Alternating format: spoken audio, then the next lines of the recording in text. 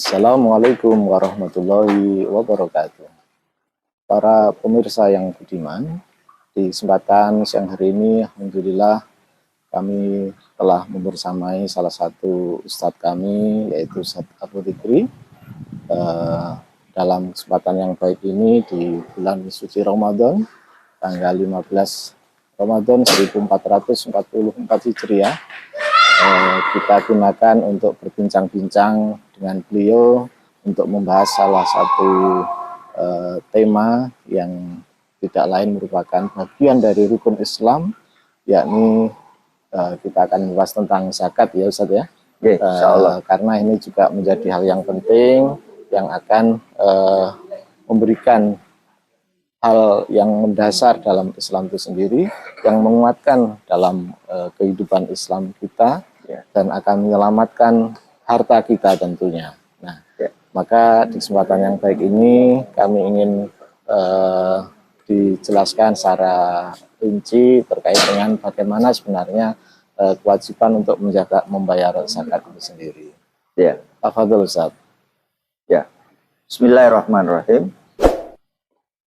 Assalamualaikum warahmatullahi wabarakatuh. Waalaikumsalam warahmatullahi wabarakatuh. Alhamdulillahirabbil alamin. Wassalatu wassalamu ala asrofil anbiya wal mursalin wa ala alihi wa sahbihi ajmain, amma ba'du. Berkaitan dengan masalah zakat ini sebenarnya bukan masalah yang asing gitu. Sebab kita umat Islam bahkan sudah sejak kecil itu diajarkan tentang rukun Islam.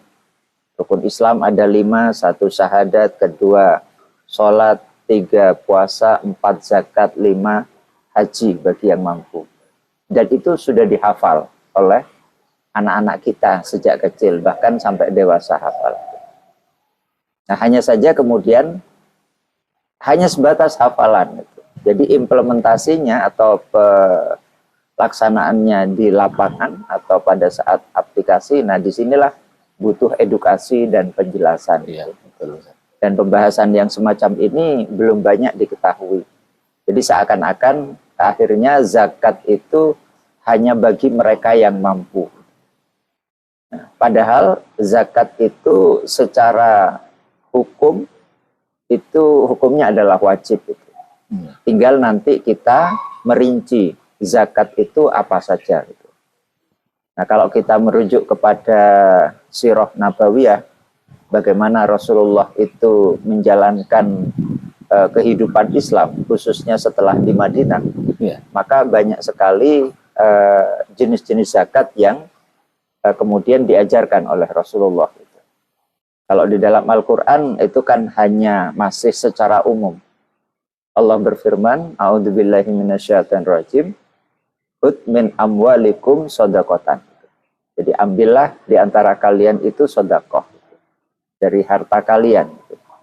Nah, ini ayat yang menunjukkan wajibnya kita melaksanakan zakat. Jadi sedekah di sini adalah sedekah wajib yang bermakna zakat. Nah, adapun rinciannya zakat seperti itu, seperti apa?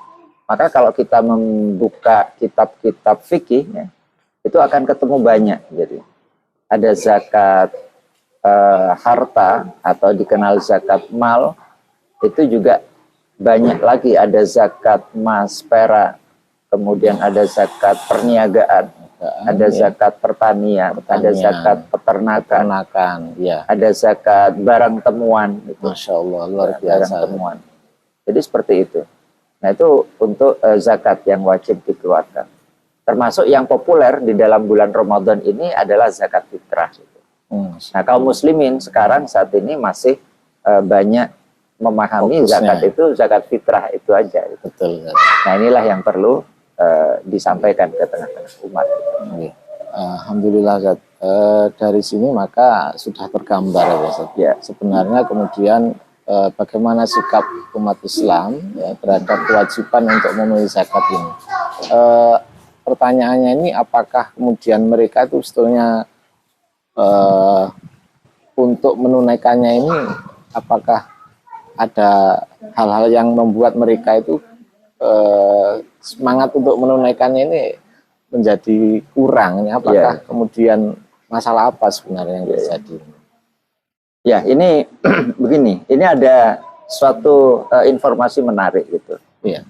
Jadi beberapa waktu yang lalu, bulan Februari, Kementerian Agama itu melakukan semacam pertemuan bersama dengan Lembaga Pengelola Zakat Nasional atau LAS gitu, Lembaga Amil Zakat Nasional. Di situ ditemukan informasi bahwasanya potensi umat Islam untuk mengeluarkan zakatnya itu mencapai 400 triliun. Jadi Subhanallah. suatu angka yang luar biasa besarnya. Jadi 400 triliun. Nah, akan tetapi dari potensi 400 triliun itu berdasarkan pengalaman tahun-tahun sebelumnya, itu yang berhasil dikumpulkan, yang diambil itu baru 21 triliun. Masya Allah. Jadi hanya masih 21 triliun. Ya, masih sangat sedikit. Berarti hanya berapa persen ini? Kalau 400 ke 21 triliun itu sekitar 5% yang diambil, yang berhasil. Berarti jadi 95% belum terberdayakan. Betul, belum terambil. Dan itu artinya ketika zakat tidak dijalankan, tidak diamalkan, maka kan dosa, maksiat. Astagfirullah. Jadi banyak umat Islam yang dia kemudian bermaksiat di hadapan Allah. Nah, bermaksiatnya ini bisa jadi karena memang dia tidak paham terhadap aturan zakat, atau memang enggan gitu. Tapi kami berhusnudon, banyak umat yang belum paham. Karena itulah pentingnya sosialisasi tentang masalah zakat ini. Iya, Ustaz, ini sebenarnya kita ingin perpanjang lebar, namun karena waktu yang membatasi kita, maka monggo saya bersalam pada antum untuk menyampaikan hal yang mendasar terkait dengan syarat, terkait dengan kewajiban bayar zakat itu sendiri. Ya, berkaitan dengan zakat ini ada dua hal yang harus diketahui. Sebelum kedua hal, zakat ini adalah ibadah harta. Jadi berkaitan dengan harta, maka ukurannya adalah harta. Sehingga bukan orangnya, tapi hartanya. Nah, berkaitan dengan harta, maka ada dua hal yang harus diperhatikan. Yang pertama itu adalah nisab, yang kedua adalah haul. Nisab itu adalah batas minimal, nanti ada jumlah minimal harta yang bisa dikenai zakatnya, dan ada haul, itu batas minimal waktu harta itu sudah bisa dimiliki. Nah, sehingga di sini perlu penjelasan yang lebih lanjut berkaitan dengan nisab gitu. Nah, nisab itu batas minimal yang harus kita ketahui. Terima kasih Ustaz atas bincang-bincang pada kesempatan siang hari ini, dan pemirsa, alhamdulillah hari ini kita di sesi pertama ya, edisi pertama untuk obrolan kita dengan Ustadz Abu Fikri membahas tentang zakat. Mudah-mudahan bermanfaat dan bisa ditunggu pada sesi berikutnya. Terima kasih. Wassalamualaikum warahmatullahi wabarakatuh.